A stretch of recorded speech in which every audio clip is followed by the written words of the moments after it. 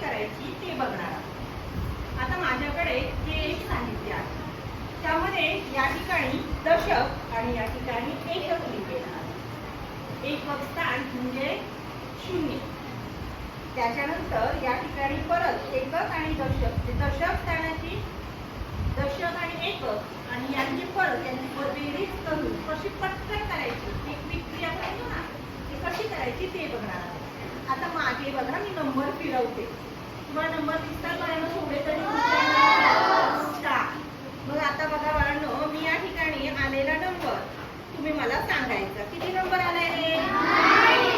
9। छान। आणि आता मी परत दुसरा एक नंबर आणते एकक स्थानी आलेला नंबर आपण परत करूया। किती आला रे बाळांनो? 0। आता त्याच्यामध्ये आपण बेरीज करण्यासाठी खाली परत या ठिकाणी दुसरा अंक घेऊया।